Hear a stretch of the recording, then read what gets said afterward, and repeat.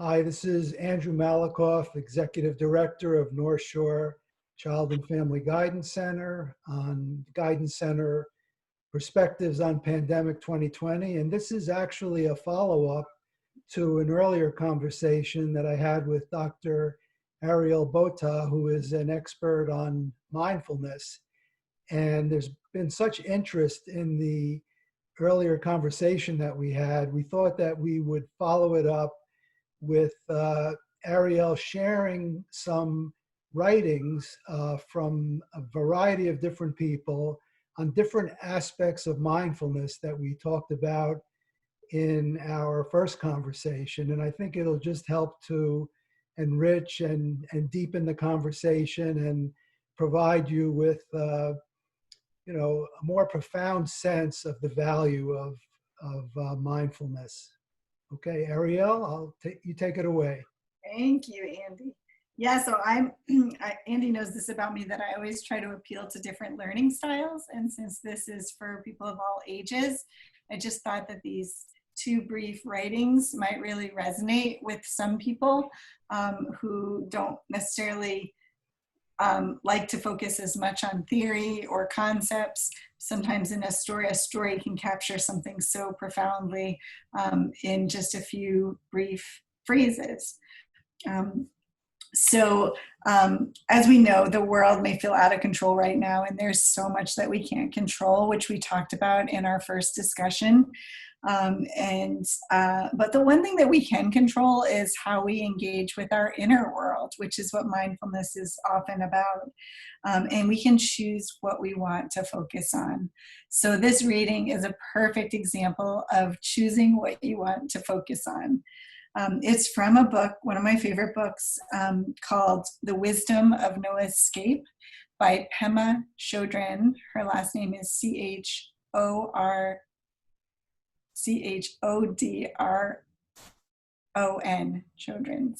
Chodron, Pema Chodron.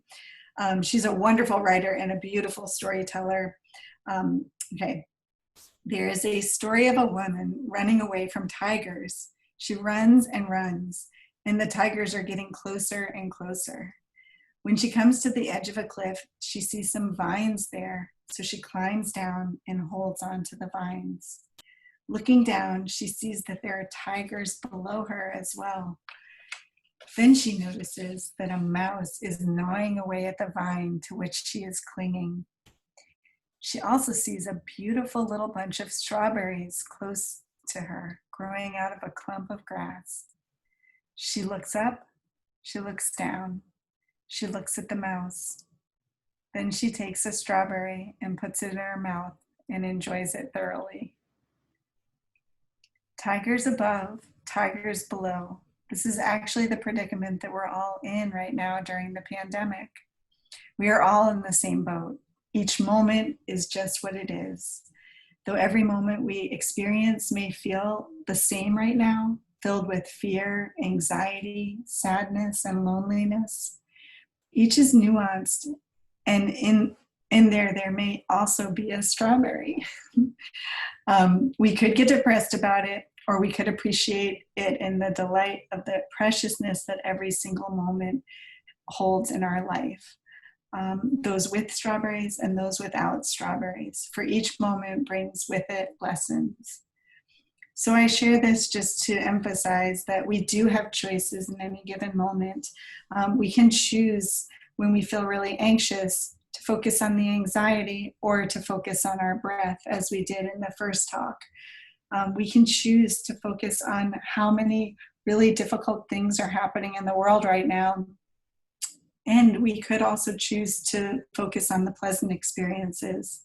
We could focus on the generosity, the compassion, and the kindness that we see in ourselves and in others. We can even focus on which senses we want to hone in on. For example, if seeing that nobody is around causes us a great deal of anxiety when we go outside, we could focus on our sense of sound and hear the birds chirping because it's spring. Or we could focus on our sense of smell and smell the earth because it is a time when most things are in bloom. Or we could focus on touch and notice how our feet feel on the earth, how the air and the temperature feels on our skin. So there's so many things right at our fingertips that we can focus on at any given moment. So that is one of my readings. My other reading I thought was really nice for maybe some younger people. And this is also from Pema Chodron's book, The Wisdom of No Escape. And it states, the Navajo, a First Nation tribe, teach their children that every morning when the sun comes up, it is a brand new sun. It is born each morning. It lives for the duration of the day. And in the evening, it passes on, never to return again. As soon as children are old enough to understand, the adults take them out at dawn and they say, the sun has only one day. You must live this day in a good way so that the sun won't have wasted precious time. And the preciousness of each day is a good way to live and a good way to reconnect with our basic joy. So I thought this reading was really nice since we talked about setting intentions. And this is a really beautiful reading if you want it to guide the intentions that you set for the day, and knowing that each one can be brand new and you can start over every single day practicing your intentionality. So these were the two readings that after Andy and I ended the last talk that I said, oh, I wish I got a chance to share these with you in case they resonated with folks.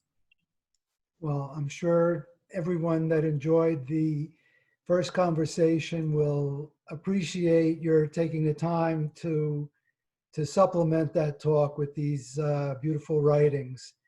And I think they do bring to life in a different way, as you said, what might seem theoretical to people. And so once again, I want to thank Dr. Ariel Botta for spending this time with us. And this has been the Guidance Center Perspectives on Pandemic 2020.